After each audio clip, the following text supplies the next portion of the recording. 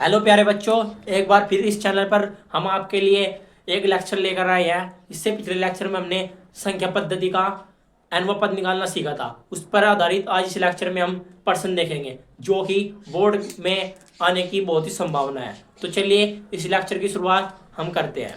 तो प्रश्न नंबर 1 क्या है हमारा? जो हमारा प्रश्न नंबर 1 है वो क्या है कि उस एपी का 31वां पद ज्ञात कीजिए जिसका 11वां पद 38 है और 16वां पद 73 है। हमें क्या दे रखा है, सबसे पहले लिखेंगे। दिया है उस एपी का 31वां पद ज्ञात करना। क्या करना? 31वां पद ज्ञात करना जिसमें हमें 11वां पद दिया हुआ है, यानी कि A11 कितना दिया है हमें 38 और 16वां पद दिया हुआ है हमें A16 कितना दिया है 73। हमें दो पद दिए हैं और हमें क्या ज्ञात करना है 31वां पद, यानी कि A31 हमें ज्ञात करना है। तो हम किस प्रकार ज्ञात करेंगे, तो चलिए देखते हैं।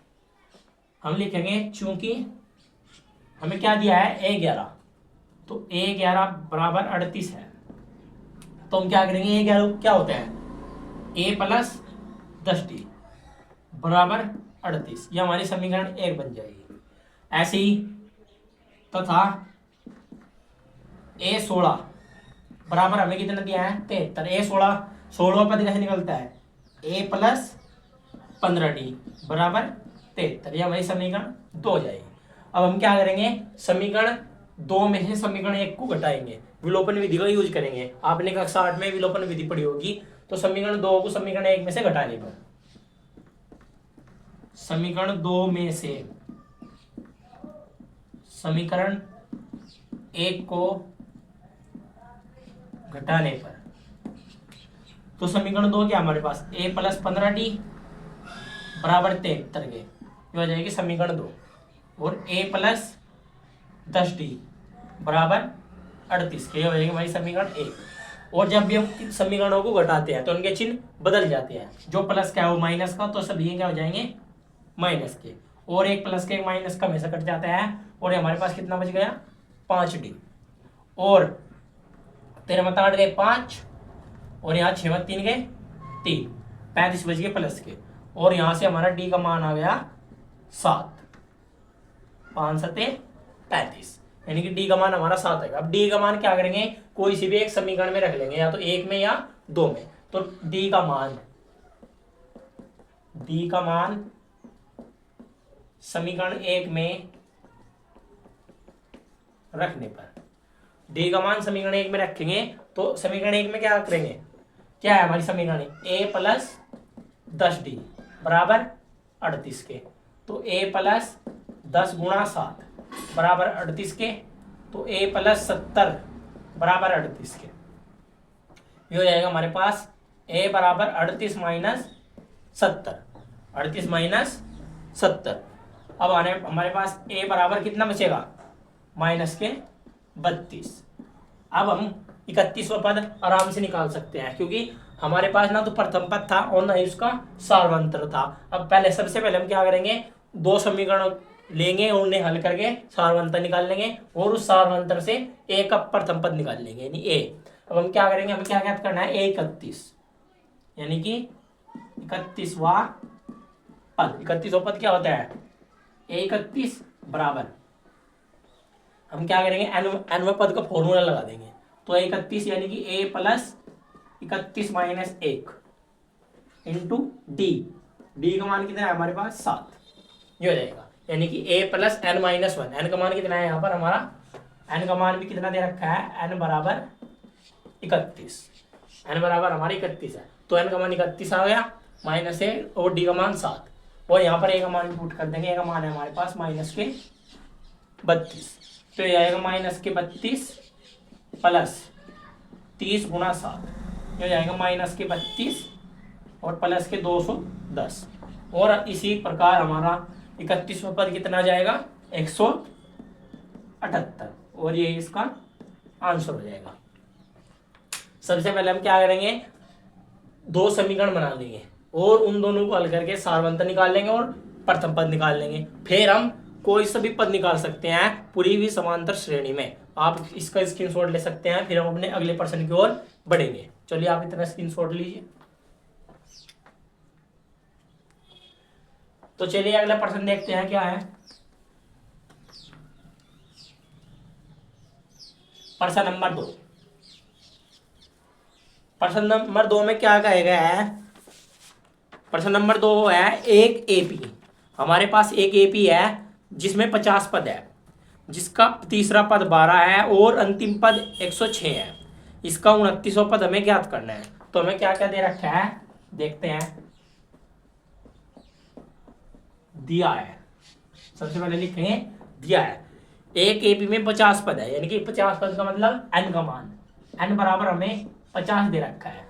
उसके बाद उसका तीसरा पद 12 है, यानी कि तीसरा पद A3 हमारे पास कितना है 12। अब हम क्या करेंगे A3 क्या लिख सकते हैं, चूंकि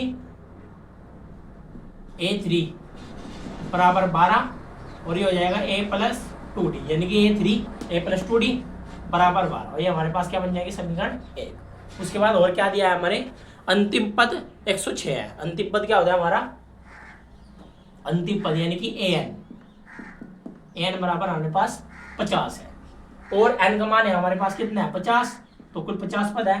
तो इसमें कितना हो जाएगा 106, यानी कि अंतिम पद हमारा 106 है और यहाँ n का मान हमने क्या कर दिया 50, यानी कि कुल 50 पद है ना, तो 50वां पद क्या होगा 106। अब इसे हम क्या लिख सकते हैं, तथा 50वां पद क्या लिख सकते हैं a प्लस 49D बराबर 106 और हमारे पास क्या बन जाएगी समीकरण 2। ऐसे ही समीकरण 2 में से एक को हटा लेंगे, तो समीकरण 2 माइनस समीकरण 1, ठीक है। अब समीकरण 2 क्या है, a प्लस 49D बराबर 106, ये हमारे पास समीकरण 2 है। और समीकरण 1 क्या है, a प्लस 2D बराबर 12, समीकरण 1। और ये माइनस और ये माइनस और ये हमेशा कट जाएगा।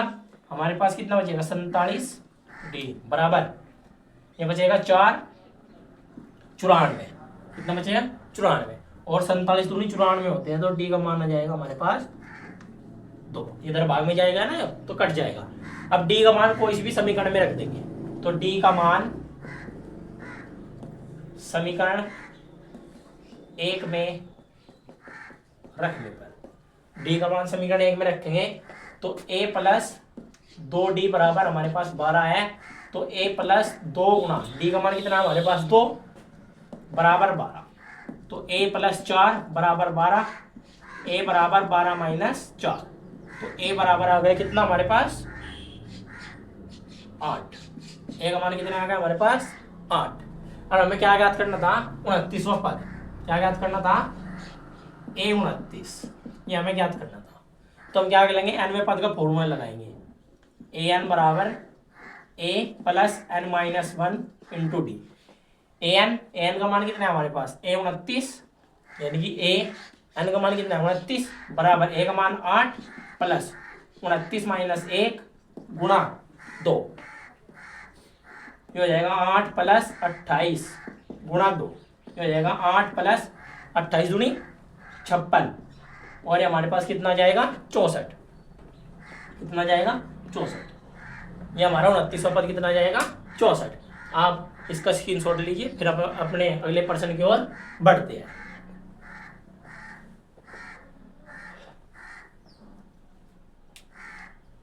तो चलिए अगला प्रश्न देखते हैं क्या है। अगले प्रश्न में हमें क्या कहा गया है,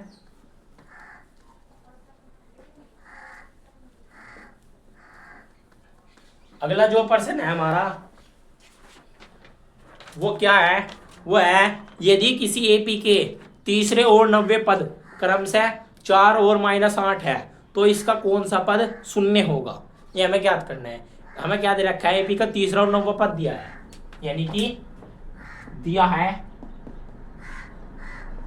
क्या दे रखा है एपी का तीसरा, यानी कि A3 बराबर क्रमशः क्या रखा है ना 4 और A9 बराबर -8, ये दे रखा है। और हमें क्या ज्ञात करना है, इसका कौन सा पद शून्य है हमें इनको बताना है, ठीक है। तो हम क्या करेंगे, सबसे पहले 2 समीकरण बना लेंगे। चूंकि A3 बराबर 4 है तो A3 क्या होता है ए प्लस 2d बराबर 4 समीकरण 1 और तथा ए 9 बराबर 8 माइनस के। तो ए 9 पद कैसे होता है ए प्लस 8d और बराबर माइनस 8 के। समीकरण 2 में से एक को घटा लेंगे तो समीकरण 2 माइनस समीकरण 1 तो ए प्लस 8d बराबर माइनस 8 यह समीकरण 2 हो गई और ए प्लस 2d बराबर 4 हमारे पास समीकरण 1 हो गई। अब ये माइनस और ये माइनस इससे कट जाएगा हमारे पास आएगा 6d बराबर माइनस के 12 माइनस माइनस की संख्या जुड़ जाएगी और इसी से हमारा डी का मान आ जाएगा -2 कितना जाएगा -2 ठीक है। अब हम डी का मान कोई भी समीकरण में रख देंगे तो डी का मान समीकरण 1 में रखने पर समीकरण 1 में रख देंगे। समीकरण 1 क्या है हमारे पास ए प्लस 2d बराबर 4 तो a प्लस 2 गुणा -2 बराबर 4 तो a माइनस 4 और बराबर 4 तो a बराबर 4 प्लस 4 और यहाँ पर a का मान कितना आ जाएगा हमारे पास 16 कितना आ जाएगा 16। अब हमें इसमें क्या कहा है कि कौन सा पद इस एपी में शून्य होगा 16 नहीं आएगा 8 आएगा 4 4 8 हो गया ठीक है। अब हम क्या करेंगे माना nवा पद शून्य होगा माना nवा पद शून्य होगा तो nवा पद क्या होता है यानी कि a 0 nवा पद क्या होता है an बराबर 0 यानी कि nवा पद शून्य होगा तो nवे पद का फॉर्मूला क्या होता है a plus n minus into D बराबर 0। a का मान कितना हमारे पास 8 प्लस n का मान कितना है n ही है तो n -1 और d का मान कितना है हमारे पास -2 बराबर 0। ये हो जाएगा 8 प्लस n -1 ये इस 8 को इधर ले जाओ तो हमारे पास क्या बचेगा n-1 इंटू -2 बराबर -8 ये इधर जाएगा माइनस को जाएगा।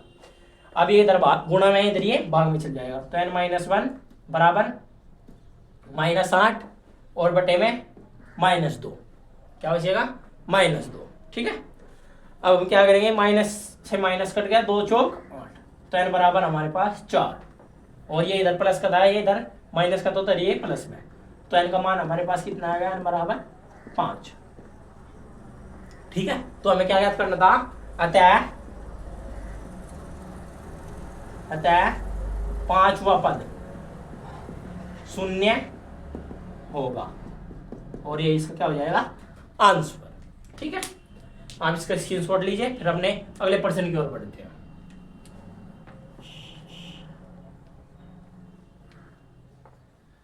चलिए चौथा प्रश्न देखते हैं प्रश्न नंबर 4 में क्या कहा गया है। तो हमारा जो प्रश्न नंबर 4 है वो क्या है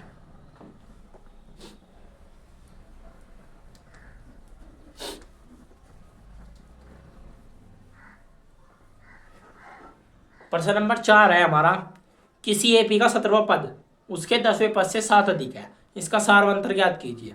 यानी कि हमें क्या कहा है कि किसी एपी का 17वां पद क्या होता है इसका हम सॉल्यूशन देखेंगे प्रश्न नंबर 4 का ठीक है। किसी एपी का 17वां पद यानी कि A17 10वें पद से 7 अधिक है यानी कि A10 बराबर A17 बराबर A प्लस 10 यानी कि जो हमारा 17वां पद है वो 10वें पद से 7 अधिक है। तो हमने क्या करा A17 अगर इस 10वें पद में हम 7 और जोड़ देंगे तो हमारा ये इसके बराबर आ जाएगा। तो यही तो कहा है कि किसी एपी का 17वां पद 10वें पद से 7 अधिक है 10वां पद ये है और इसमें हमने 7 और अधिक कर दिए तो 17वां पद क्या होता है हमारे पास A प्लस 16d बराबर 10वां पद A प्लस 9d बराबर प्लस 7। अब देखो A इधर भी है इधर आगे माइनस को जाएगा तो A से A कट गया तो 16d इधर आएगा माइनस का 9d बराबर 7 बच गया।